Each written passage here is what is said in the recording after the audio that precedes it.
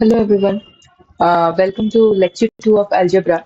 So in the first lecture we had discussed about what are variables, what are mathematical expressions, and what are the allowed mathematical operations of variables. In today's class, we will see that how we have to frame the mathematical expressions. So the thing is that why do we need to know that how to frame mathematical expressions? So when we are probably solving the problem sums, uh, a statement is given to you, a problem statement is given to you. So from that problem statement, you have to actually deduce a mathematical expression which you can solve to find out your requirement, to find out the answer. Okay, so today we are learning about framing of the mathematical expressions from a problem statement. Okay, so this is algebra lecture 2. Algebra lecture 2.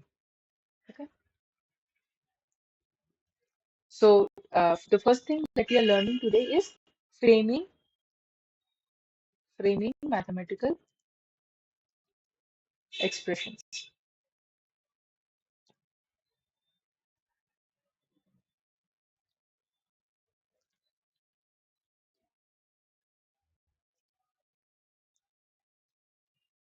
Okay, framing mathematical expressions. So when a problem statement is given to you, so we'll start from the very basics and we'll move to the advanced. Okay.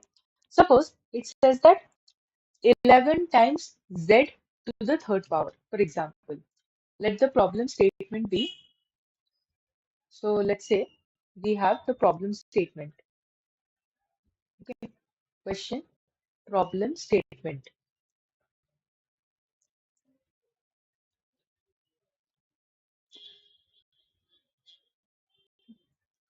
Just giving you an example.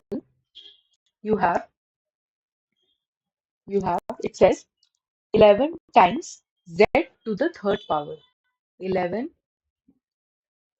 times z to the third power.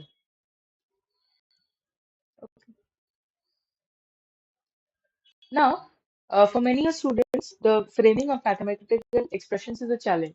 But I would rather say that this is less of mathematics, more of English. So 11 times z, what does that mean? 11 times. 11 times means if we have to multiply 11, right? 11 times. 11 times means 11 into 11 you are multiplying. 11 you are multiplying to what? Z to the third power. Z to the third power. Z. So first let us write Z. Z to the third power. To the third power means raised to the power of 3. Okay. So 11 times, that means 11 into Z to the power of 3. So this gives you what? This gives you 11Z cube. Okay. 11Z cube. All right. In the comment section, you will tell me that from the discussion of our last class, what type of mathematical operation is it? Okay. Next, let us see one more. Suppose you have your problem statement as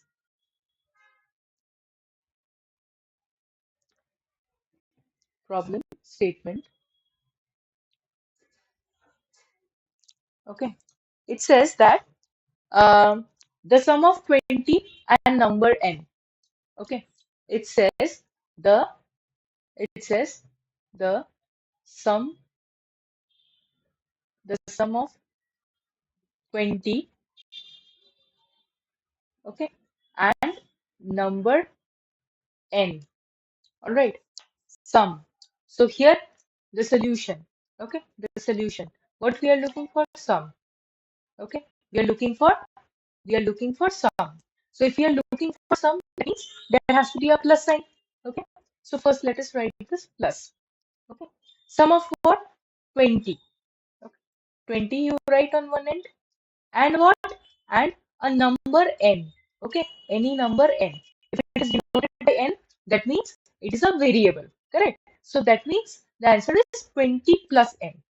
Okay, simple, pretty simple, right? So let's see one more. Let's say, so this was sum, correct? Now in sum, we can add anything to anything. But sometimes students, so when you have to subtract, let's say, so there has to be a definite order in which you are subtracting, right? So in the subtraction, it becomes at times challenging for the students. So we'll see what happens while subtraction. Okay. Let you suppose that you have a problem statement as you have the problem statement as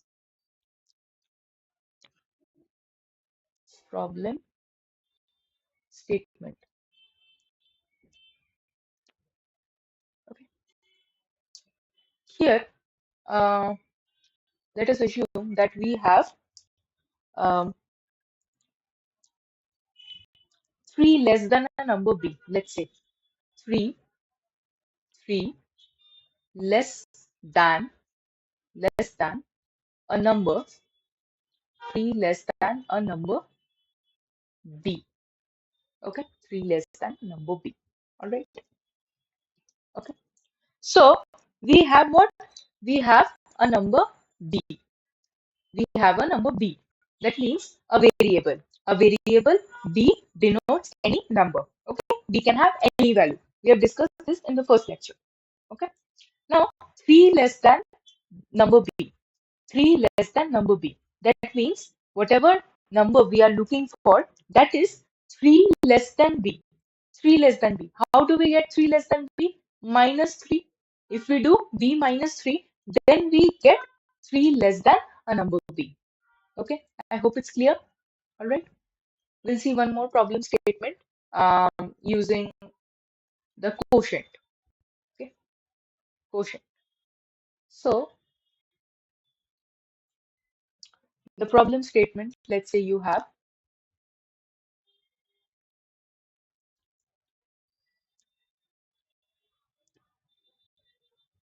the problem statement, let's say you have so here you can, in every case, you can have two types of problem statements. One can be very obvious. Okay. For example, let's say n divided by 8. Let's say n divided by 8. So n divided by 8, you can directly tell, okay, n divided by 8. Okay. But sometimes you might have terms which might become tricky. Let's say the quotient of 50 and the number d. Okay. Suppose the problem statement says that you have the the quotient, quotient of a number, quotient of a number, uh, 15. Okay. Or let's say quotient of 15 and number d. Quotient of 15 and and a number d. Okay. So that means what? Quotient of 15. Quotient of what? 15 and d. And what is it? Quotient. Quotient means divided by. Okay. Division of what? 15. 15 by what? D. Okay. I hope it will be clear. So now with this, we will start doing some problem sums. Okay. We'll start doing some problem sums.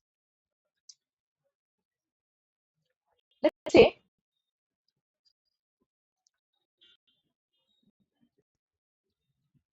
we have, let's say we have uh, Mr. and Mrs. X, let's say Mr. and Mrs. X. Now they are doing what? They are taking 3 children to an amusement park. Okay, so they take three children, 3 children to an amusement park. They are taking 3 children to an amusement park. All right. Now the admission is $8 per adult and $3 per child. and the cost of each ride is R dollars per person. Okay, so the cost or the expenses can be given as expenses are as follows. Expenses is expenses is what? It is A dollars per adult. A A dollars per adult. Okay, it is C dollars per child. Okay, it is C dollars per child, and cost of each ride, okay, is R dollars per person. Okay, so R dollars is for each ride, each ride. Okay, and these are the admission fees. All right, these are the admission charges. All right, admission charges or the entry charges, you can say. Okay, admission or the entry charges, let's say. So, suppose the question asks you that write an expression for the cost of admission plus 10 rides for the family. Okay, so you have to write an expression. The question A says write an expression, write an expression,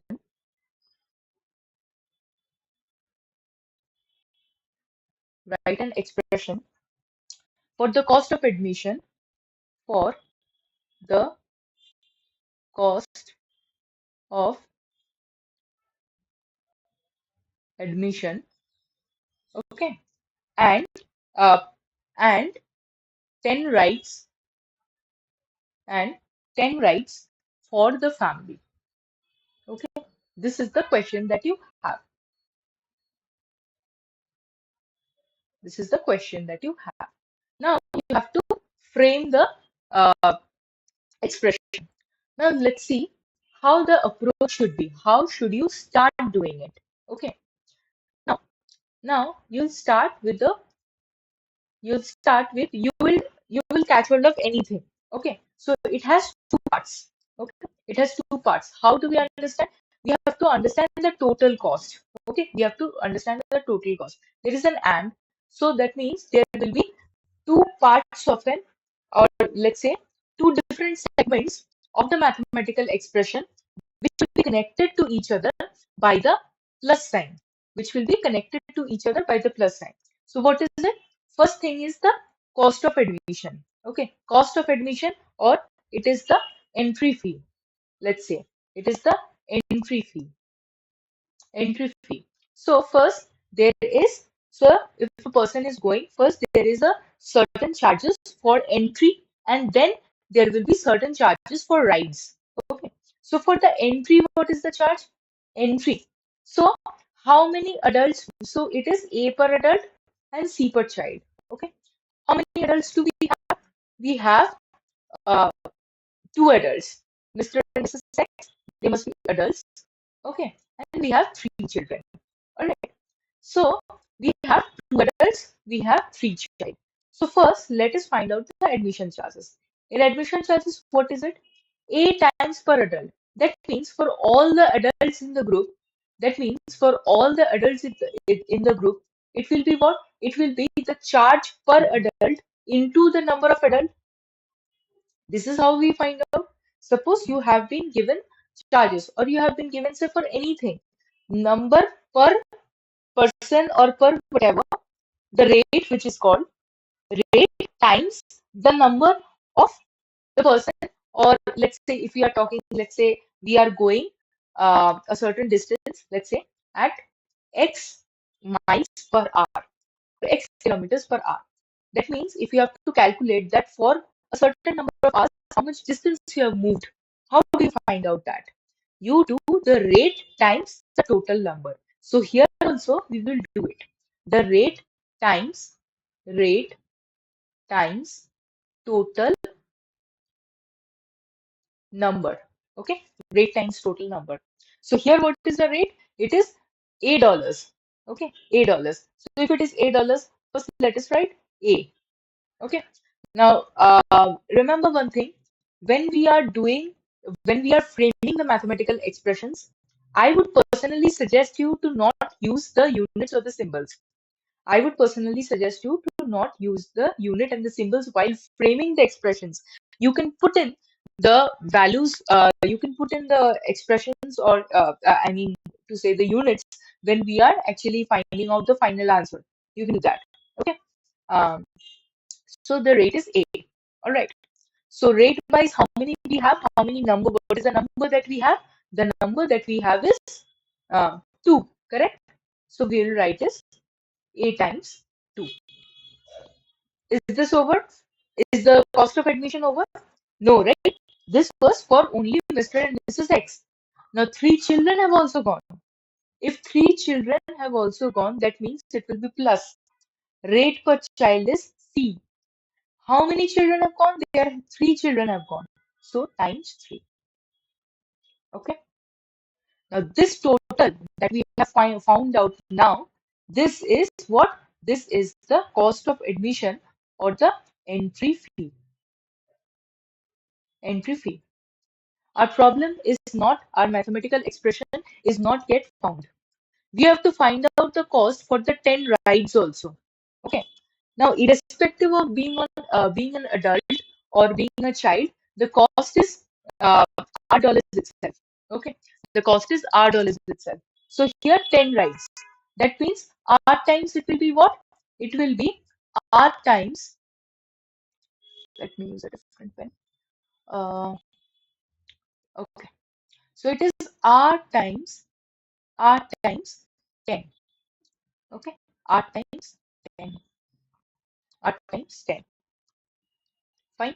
So 10 rides you have taken, and it is R times. Alright.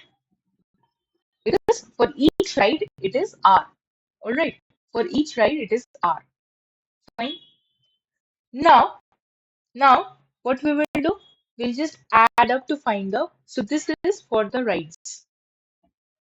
For rides. For rides. Now, what you do? You just simply add them. Just simply add them. You get your final answer. Okay? You get a final answer. Clear? Okay. Now, in the question, the values of the variables may also be given, and you may be asked to find out. Or okay. Let us see another problem sum. Let us see another problem sum.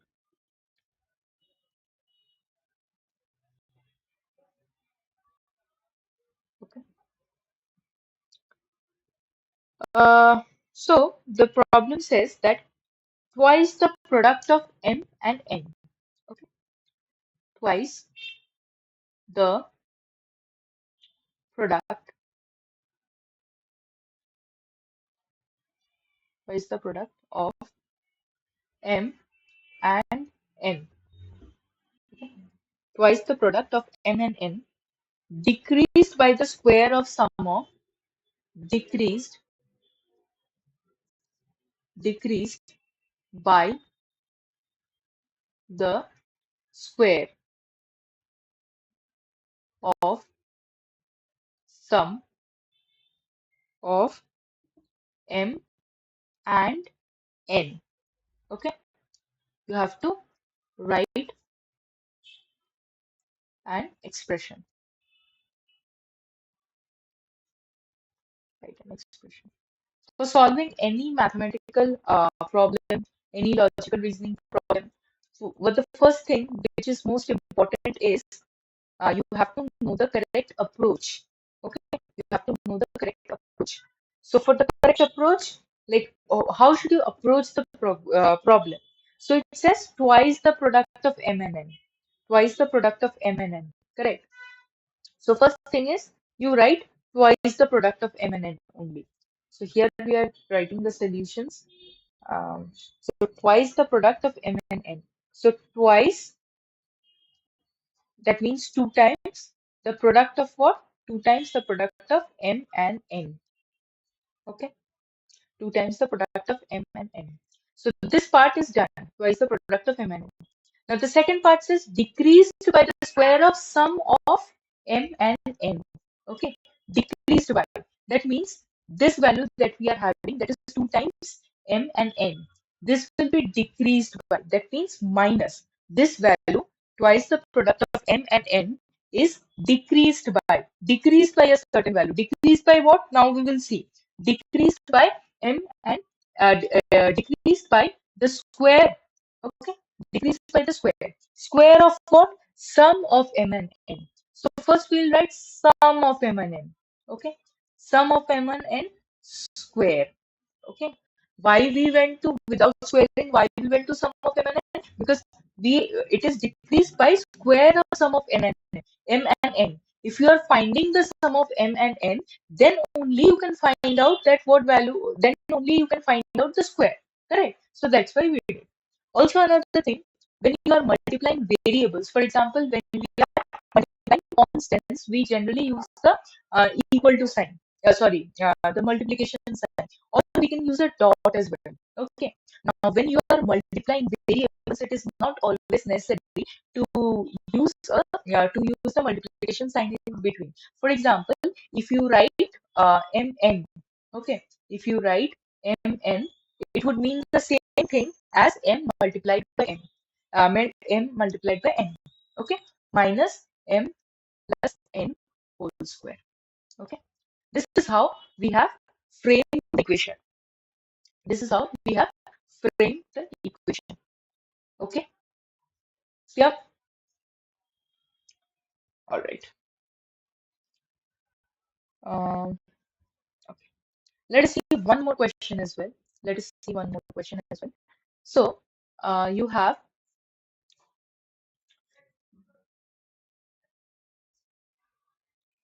okay, you have the product of the product of the product of 3 and a number k. Okay, the product of 3 and a number k, and the sum of n, and the sum of sum of sum of what? Sum of m and one third of n. M and one third one third of n. Okay, you have to write an expression. You have to frame the equation. Okay, you have to frame the equation. So let's begin. So first thing, what it says? It says that product of 3 and k. 3 and k, product means 3k. Okay, product of 3 and k means 3k. Okay, and sum of what? Sum of m and one third of n. Okay, m and one third of n. Okay, so you have m, m, you have one third of n. Okay, one more thing I would like to tell you, one third of n, that is 1 over 3 times n, and n over 3. These mean identical terms only. Okay, these means identical terms. All right. Um, okay. Coming back to the question. So you have, so sum of what? Three, product of 3 and a number k, and their sum with m and one third of n. So that means it is 3k. All right. 3k times uh 3k plus n plus 1 over 3n. Okay, got it? So we'll stop here. We'll continue from here in the next class. All right.